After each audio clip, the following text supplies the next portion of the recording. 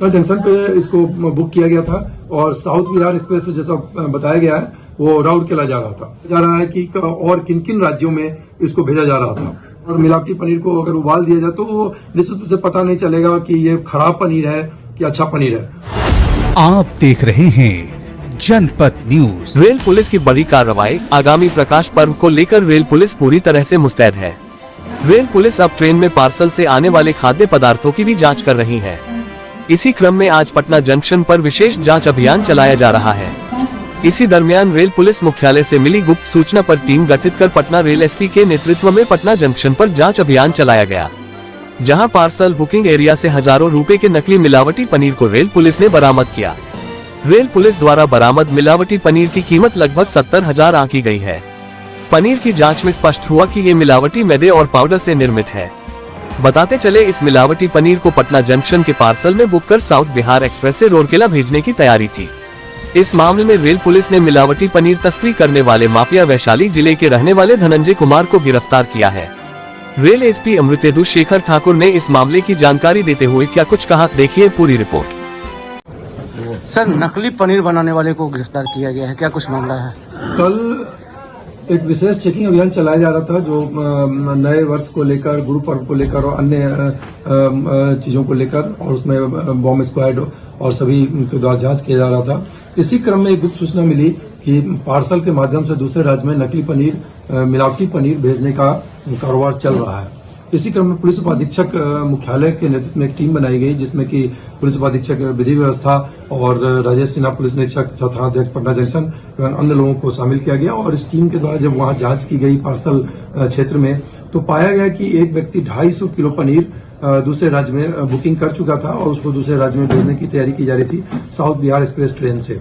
उसकी जब जांच की गई फूड सिक्योरिटी ऑफिसर के द्वारा पटना के, तो उसमें पाया गया कि उसमें जो पनीर था वो मिलावटी था और उसको रेलवे के द्वारा परिवहन करके भेजा जा रहा था। एक रोचक तथ्य सामने आया कि जो पनीर भेजा जा रहा था उसके लिए जो 5 डिग्री सेंटीग्रेड, जो कि फूड सेफ्टी स्टैंडर्ड जो एक्ट है उसके तहत जो एक स्टैंडर्ड है कि 5 डिग्री सेंटीग्रेड से नीचे उसको उससे ज्यादा पे नहीं परिवहन करना है, वो पालन नहीं किया जा रहा था। यह एक पहलू है। अगर वो पनीर 18-20 घंटे के जर्नी के बाद गंतव्य को राउरकेला भेजा जा रहा था, वहां पहुंचता है और वो पनीर खराब हो जाता है, तो निश्चित रूप से वो ह्यूमन कंजम्पशन के लिए और ही घातक था, खास करके तब जबकि वो पनीर मिलावटी था। इसमें एक व्यक्ति जो धनंजय कुमार है, पिता सजीवन राय, साकिन जोरावनपुर करारी, थाना जोरावनपुर, जिला वैशाली, इनको गिरफ्तार किया गया है, कांड दर्ज किया गया है। Food safety and standards act और बीएनएस के तहत भारतीय न्याय संहिता के अंतर्गत में गिरफ्तार किया गया है। और इसमें जो 250 किलो मिलावटी पनीर है उसका लगभग जो इसको बेचा जाता अगर, तो लगभग 75,000 मूल्य के ये पनीर है। सर, कहाँ से लोड हुआ था ये पनीर और कहाँ जा रहा है? ये पटना जंक्शन पे इसको बुक किया गया था और साउथ बिहार एक्सप्रेस से जैसा बताया गया है वो राउरकेला जा रहा था। पूछताछ में क्या बताया है, कैसे पनीर तैयार करते थे, क्या क्या मिलाते थे? अभी उस सब बिंदु पे जांच के लिए है, लेकिन इतना है कि वहां पे भी ये यहाँ से पनीर को भेजते थे और संभवतः इनके पास लाइसेंस नहीं था और ये वहां पर भी दुकान एक चला रहे हैं, उस पर भी अनुसंधान की जा रही है। और इसमें अगर ये लंबे समय से अगर इसको परिवहन किया जा रहा था तो रेलवे के कर्मियों की संलिप्तता से भी इनकार नहीं की जा सकती है। उस बिंदु पे भी जांच की जा रही है, क्योंकि यह एक गंभीर मुद्दा है कि रेलवे एक परिवहन का साधन है जो कि पूरे देश में एक जगह से दूसरी जगह जा रहा है। और पनीर जो कि कंजम्पशन लगभग हर शहरों में होता है और उसमें वो पेरिसेबल आइटम है और उसमें वो बहुत जल्द खड़ा हो जाता है, तो उसको एक तो स्टैंडर्ड में उसको नहीं भेजा जा रहा था। तो क्या एसओपी का पालन किया गया, यह सब बिंदुओं पे पुलिस अनुसंधान कर रही है। और इसमें जो भी संलिप्त कर्मी अगर ये लंबे समय से भेजा जा रहा था और एक गिरोह के रूप में कार्यरत था, तो निश्चित रूप से यह एक चिंतनीय तथ्य है और इस पे सभी बिंदुओं पे रेल पुलिस पटना अनुसंधान कर रही है। पार्सल कर्मी की भी मिली भगत हो सकती है।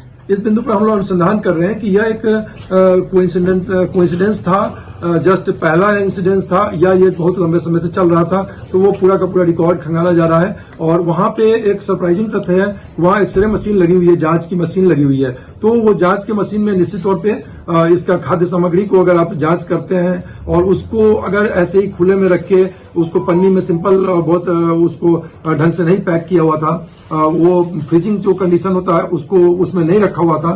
तो यह एक काफी चिंतनीय तथ्य है। और ह्यूमन कंजम्पशन के लिए जो उसको जांच किया गया तो ऐसे भी उसमें मिलावट पाया गया जो कि ह्यूमन कंजम्पशन के लिए नहीं है, वो लायक नहीं था। और फूड सिक्योरिटी ऑफिसर के द्वारा उसको फिर जो विधि सम्मत कार्रवाई करते हुए और उसको मानक प्रक्रिया का अनुपालन करते हुए उसको विनष्ट किया गया है, क्योंकि वो FSSA के में दिया हुआ है कि उसको आप अविलंब उसको विनष्ट कर दिया जाए, तो ताकि उसका कभी भी यूज ना हो। दूसरा कि परिवहन अगर करते हैं और वो पनीर सही भी रहता और उसको अगर 16 घंटे 18 घंटे बिना फ्रीजिंग कंडीशन 5 डिग्री सेंटीग्रेड में नहीं भेजते हैं तो वहां पे वो कंजम्पशन के लायक वो नहीं है।